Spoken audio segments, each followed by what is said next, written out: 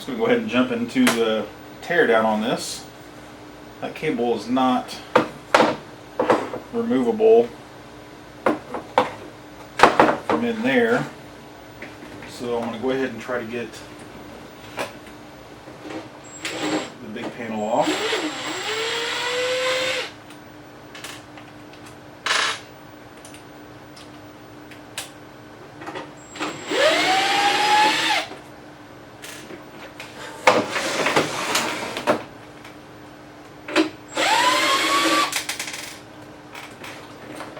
Crazy mishmash of screw types here, so obviously it's been apart. Whoever put it back together didn't bother putting it back the same way. Which, whatever. Unplug it and turn it on to de-energize it. And we do have some screws on the back side.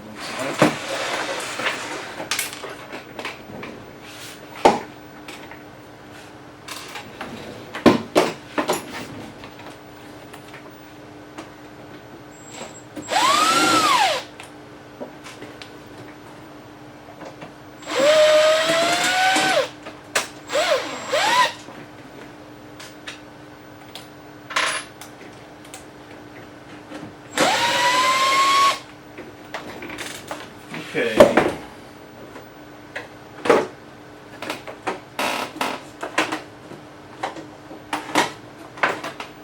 Looks like it's a slide off situation.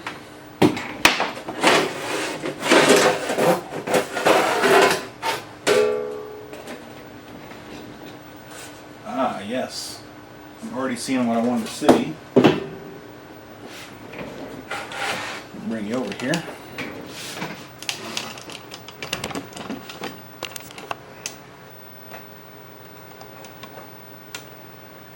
Okay.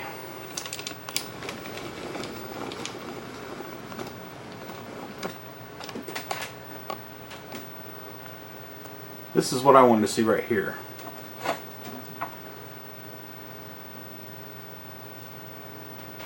Socketed chips.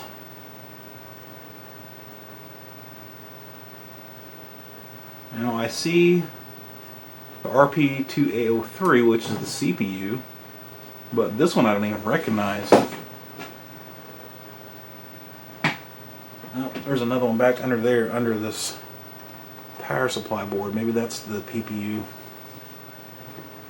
I'll have to look this one up and see what it is here. It's Nintendo branded, so I might not come up with much. TA13812.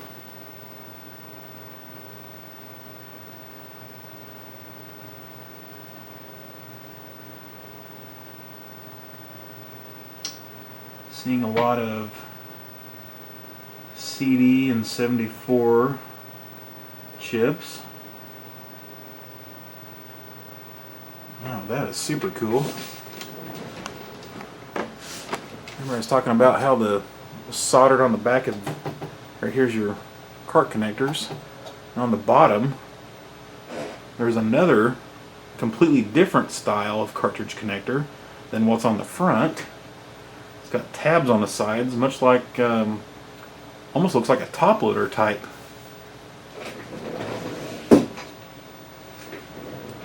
See how it's got tabs on the sides right here? It doesn't have the metal shield on it, but that's what that looks like to me. The red one. Super interesting.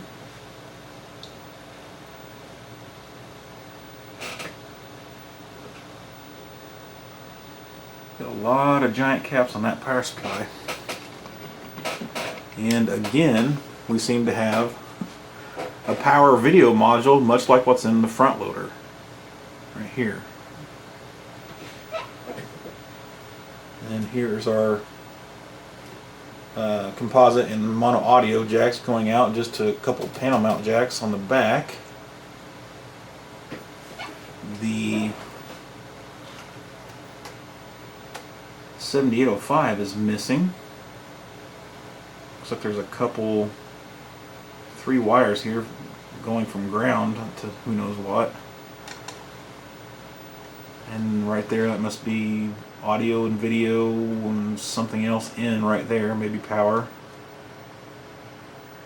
So not only does that thing have a big cap on it, but so does all this. Interesting. I wonder how necessary those caps are in there now. I don't see any bulging of any caps, so that's really good.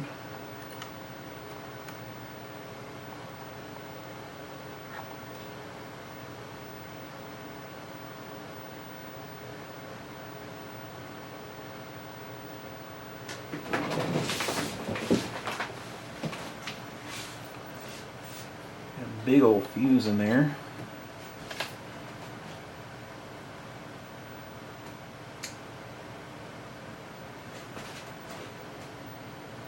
I do see a brand name on the power supply.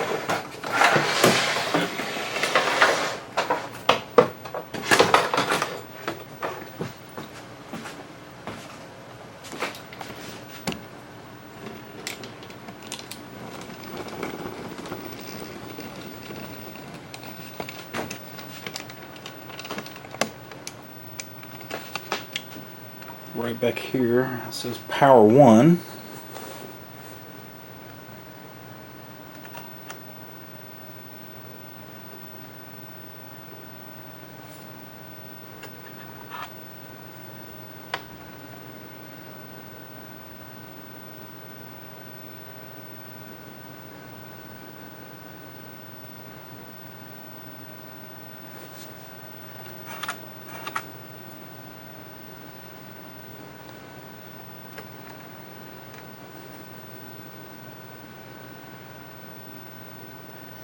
Could definitely use a cleaning, although other than that I'm not really seeing anything. I'm missing this screw right here, making it floppy. I don't like that. But I don't know if that was part of the side cover or not. May have been. It does not look like it. Okay, definitely not. The side cover screws into this one, and you can see it's bulged out, so there'd be room for a screw head right there to keep it in place.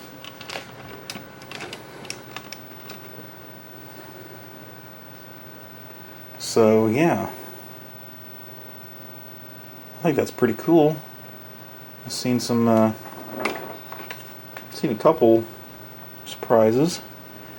Now what I'm looking at is how easy it is going to be to take this out of here.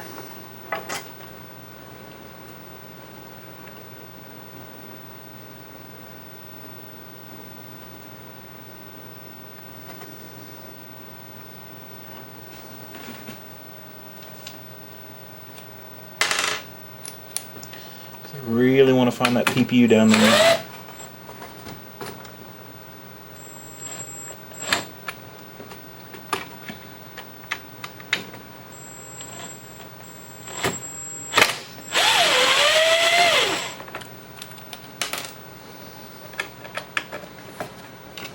Oh, sorry.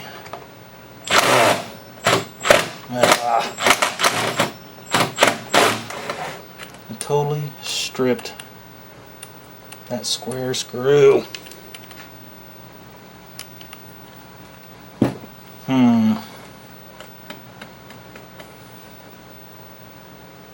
Might have to get serious with that screw. Let me get back with you. Well, it's just not going to come out, so I'm going to cut a slot in it using the Dremel. Safety glasses.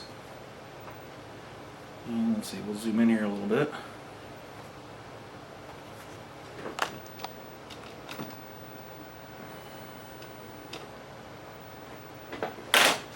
Basically, this is an easy way to turn a stripped head into something useful.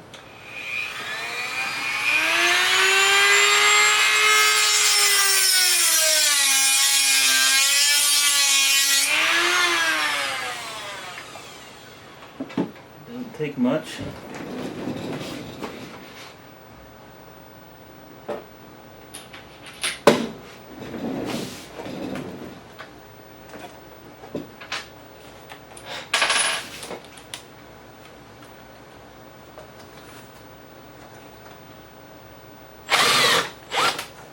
right out like nothing. Throw that one away. Now let's get back to looking underneath there. Hoping I can just lift the power supply out of the way.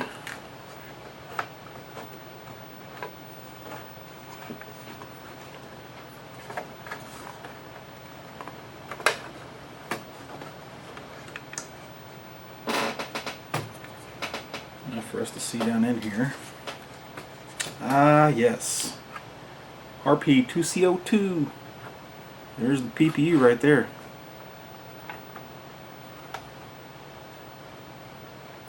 This will be our ribbon cable for the controller board, and then back here, ribbon cable for the select button. I guess that's the only thing out there, isn't it? You know, the digital display. I do see a couple of EEPROMs. Right here we got M82 Char version 1.0. And there's an M82 Prog 1.0. And I'm assuming that's the same one that is available to everybody.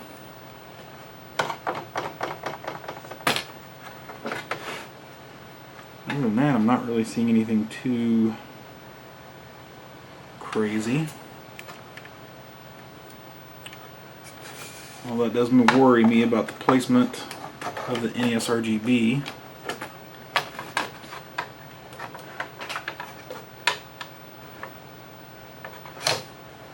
As long as I can make room for it under there, we should be good to go. Oh yeah, the expansion port.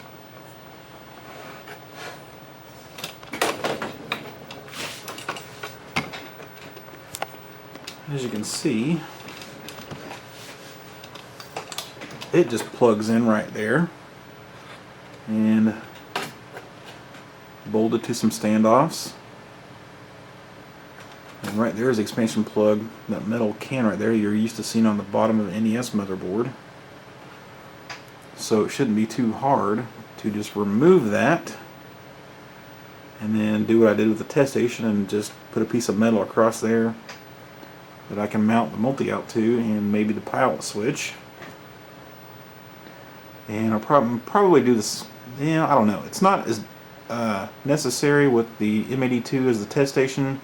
I don't really need to be able to turn the NES RGB off, because the test station you could test like the RF control or the RF switch and composite cables or something else you could do with it, where you wanted to be able to use original composite signal because it sent it, you know, to its own RF switch and stuff like that.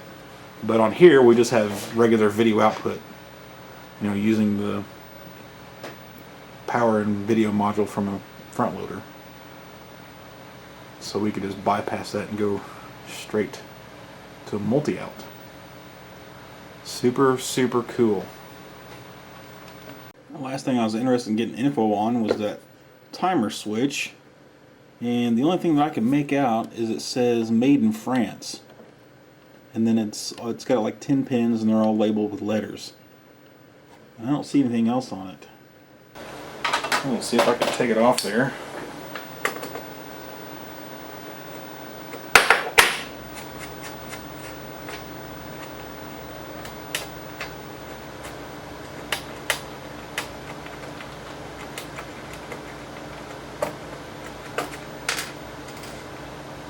Ah.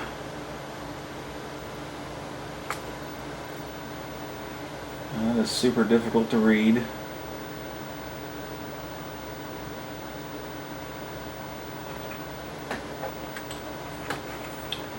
I can clearly make out ITT. It looks like JEANRENAUD, however you say that. RT-A. So hopefully we can find information on that switch.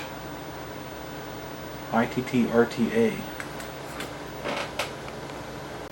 Now if I'm seeing this right, you can tell by the number of holes that it appears to be an 8 position. Does that sound right to everybody? Doesn't really have much indication on the back otherwise.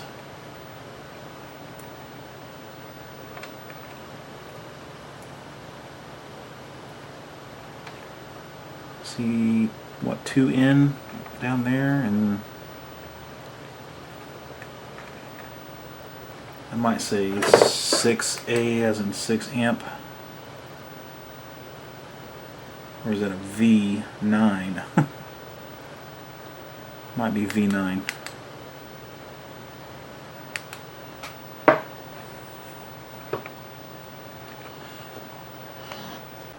Well, a Google search led me to DigiKey, and I found C&K makes one that looks very similar.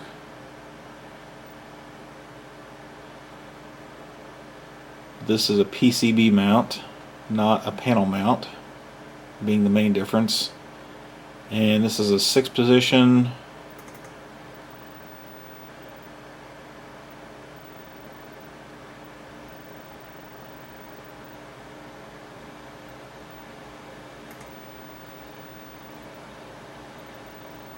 and it's $7.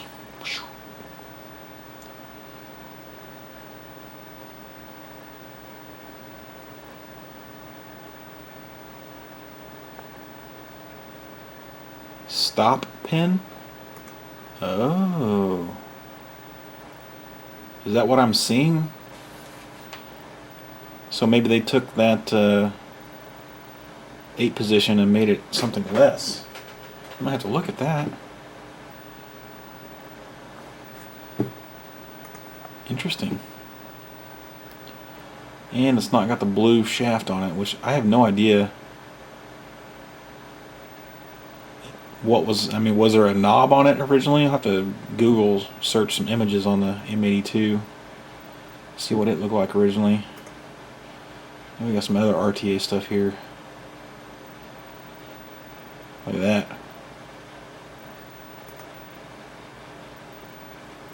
That is a panel mount. It's not blue.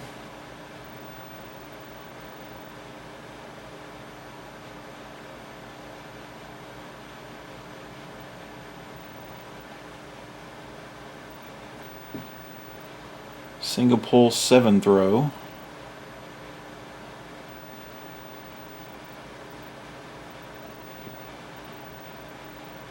That looks very much like what we'll need.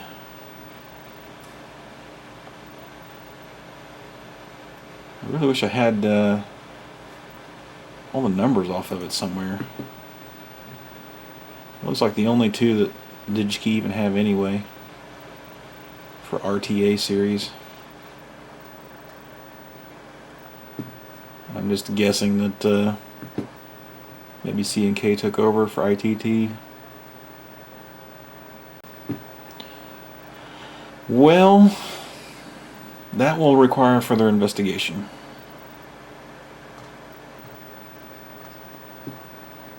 Let's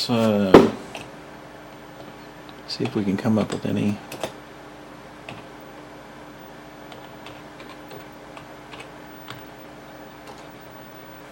images of the back.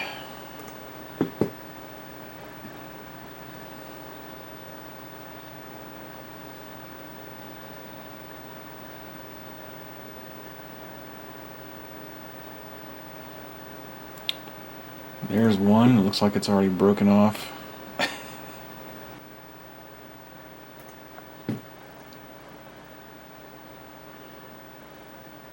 Here we go. Does that look original? It's not blue, but it's a normal shaft like the Switch has anyway.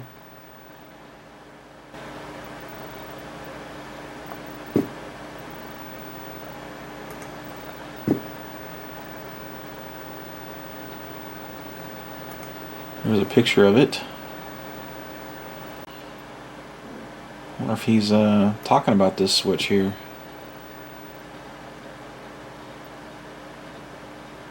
Oh my. Mine's kind of cracked right there, but it didn't blow up. Somebody's got model number for the whole power supply, SPL 50-3200. The Play Choice countertop also has the same PSU. This right here, this is what I spend a lot of my time doing. Metallized paper capacitor. That's what blew up. Oh my god, there's 8 pages of this. I'm gonna go through this myself and see if I can't find more information on the rotary switch.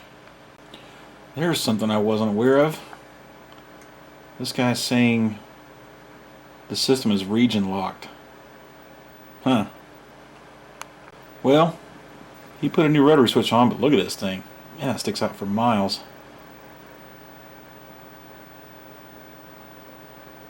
Looks like he just got his on eBay. Not a big deal. Okay, luckily they do go into talking about the rotary switch, although it doesn't look like he's trying to replace it with the exact same one that was on there. He's just using the one that he put on there. And we're talking about the 4 positions, and then somebody else gave me a little diagram of what's what here.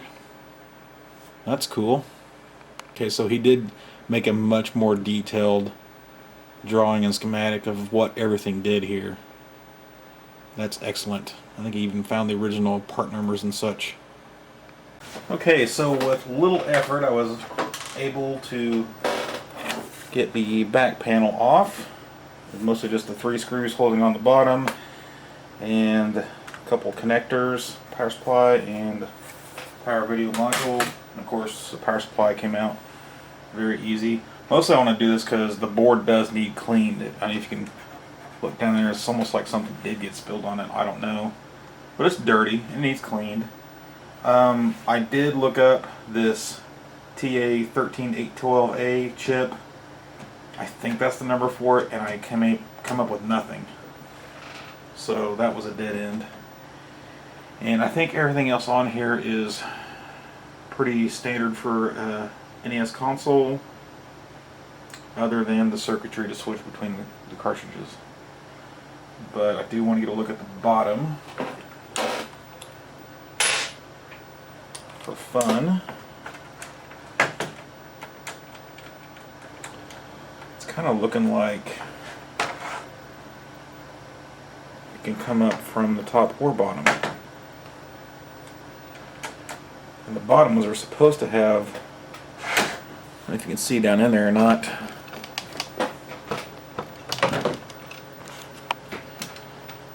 See that green goop?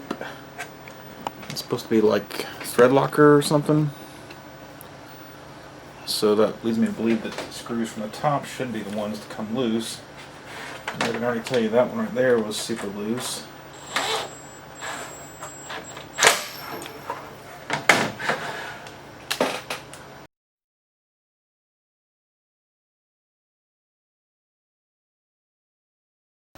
The expansion port did just pull straight up out of this connector, and it's really nothing to look at.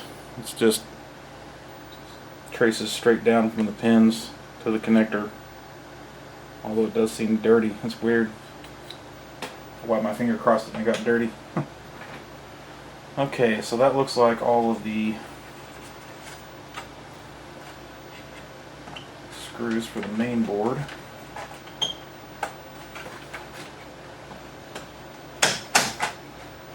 Ooh, that's interesting.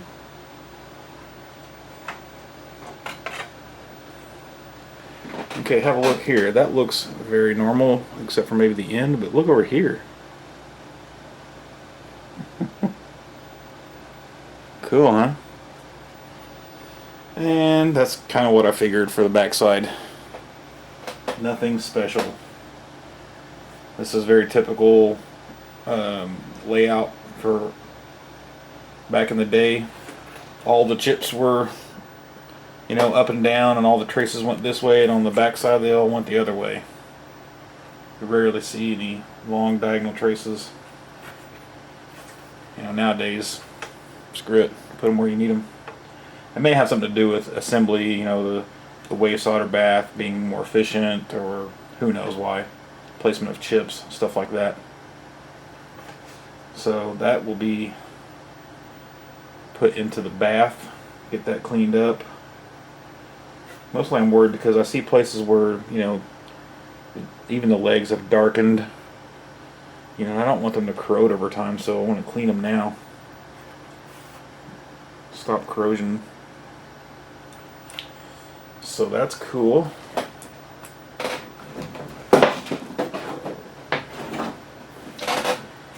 And I wanted to get this out just so I could get ribbon cables to come out.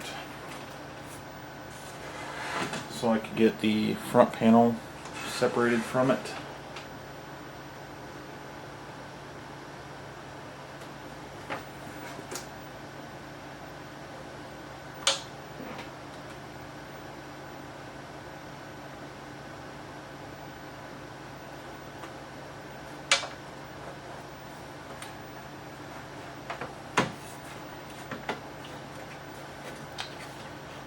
It looks like it's the 2 screws on this top bar. It slides out. Well, that was seriously easy. Of course, you have to have the main board out to do that. There's a closer look at those connectors I was talking about. How very, very similar they are to the top loader.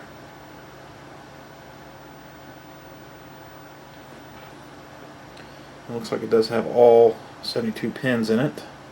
The top loader does not.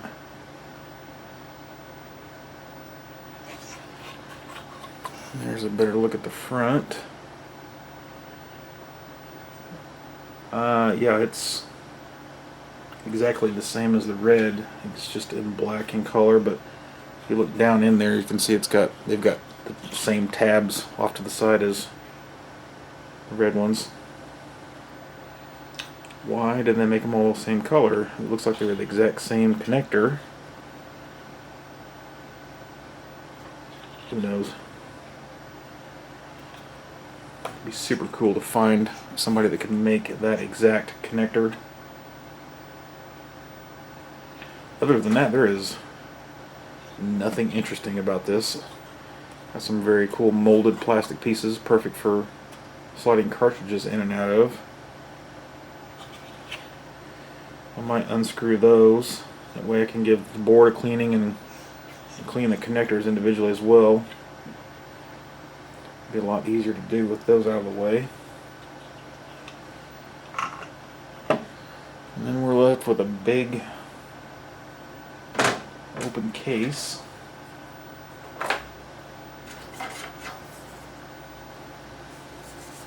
These ribbon cables are kind of dirty. Case definitely needs cleaned. I really wish that strap hadn't gone missing. I might glue those down in place so the clips have broken off the bottom. I don't really want to lose them. Probably impossible to find replacements for. I think the sides are both okay. They were protected by the outer shell. Yeah, I might as well take that out too, just so I can clean it as well, and then clean this aluminum piece separately. We'll definitely see about taking that apart. It looks like it's just the 3 screws across the front. Let's do that real quick.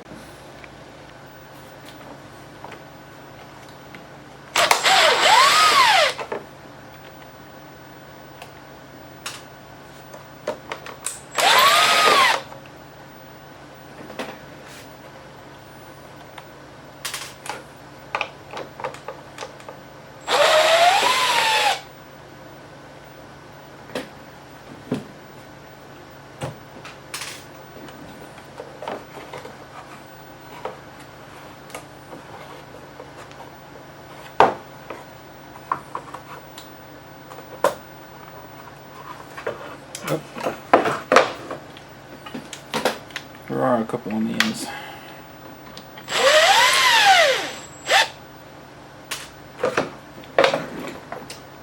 was missing.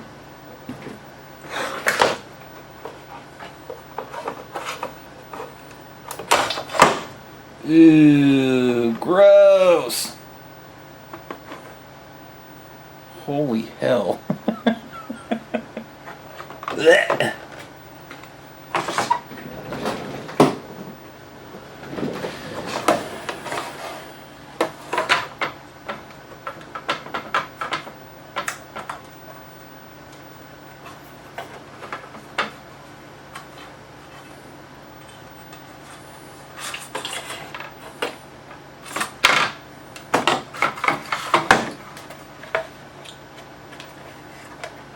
Kind of looks like the connector's starting to come off there.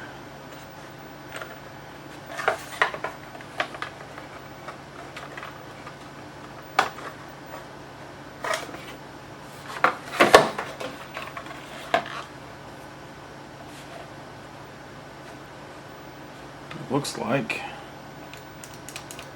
twisting that will tighten that up. I might just take it off though, because it looks like it needs cleaned underneath of it.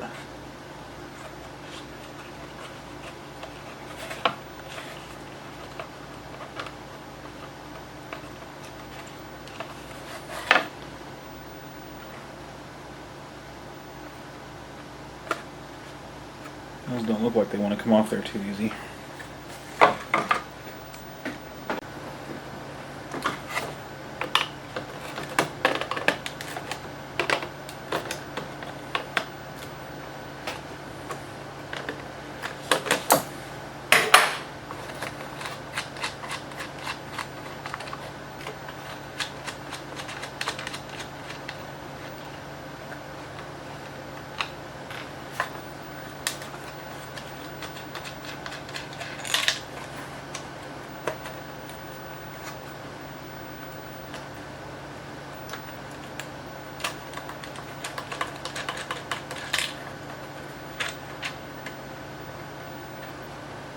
Cool.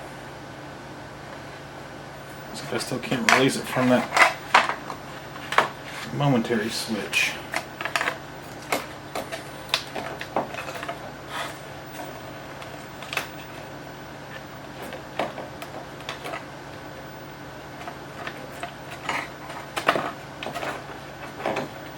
Here we go. Get it up high enough it'll turn.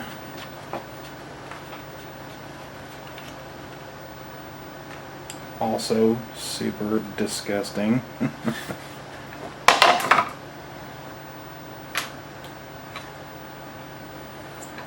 Ugh.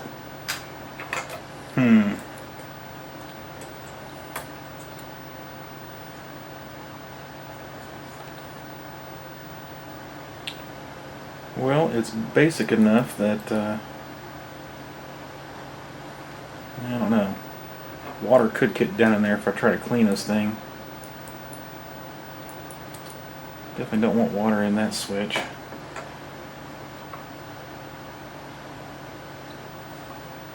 Maybe I'll just hit it with the alcohol only. But yeah, our connector was coming off a little bit there. Not enough to make a difference. And the board itself is pretty clean from what I can see. A little bit of dust, no problem. There you go, there's our model number right there. M82. Seen that somewhere else. Oh yeah. I got the plastic off of this, and it's right there as well. I don't know if you can make that out or not.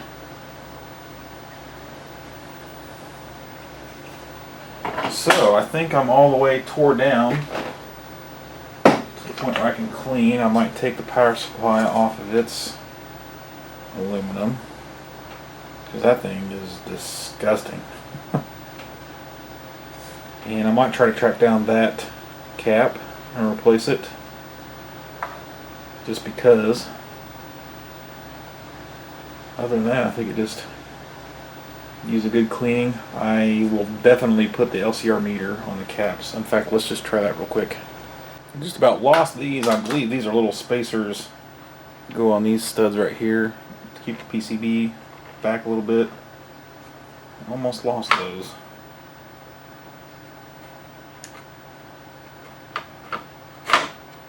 It does look like those are just maybe flathead screws covered up by the vinyl sticker, because they're loose.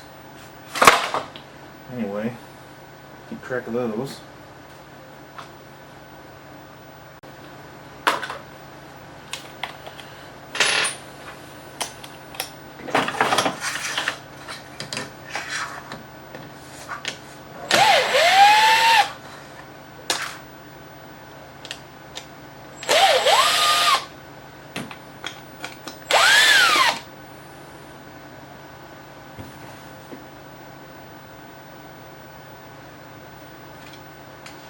Was I missing one, or did I already take that one out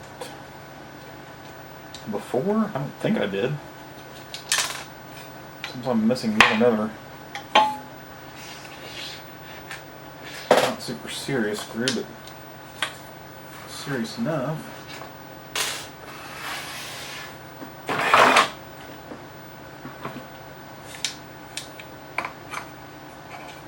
I like these holders.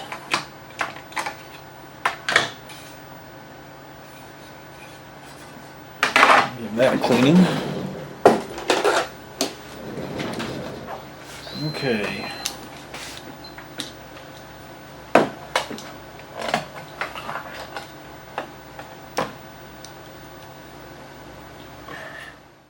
So yeah, I'll just spray that down with some electronics contact cleaner.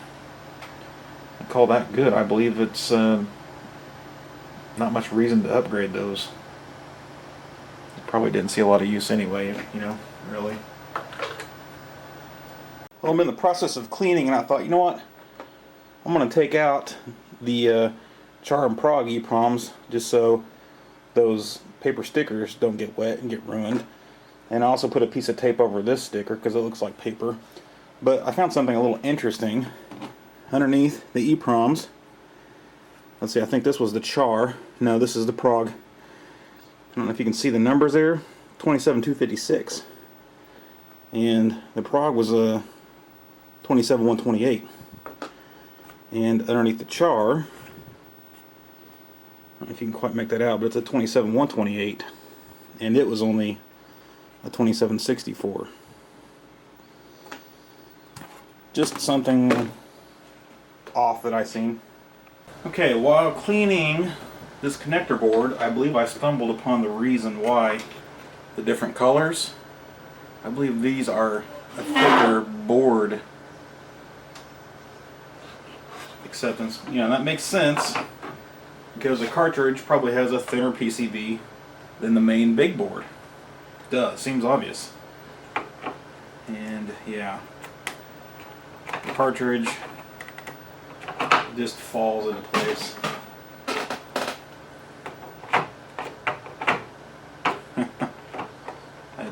It doesn't hardly hold on to it at all. Okay, so that's the mystery behind the red colored connectors.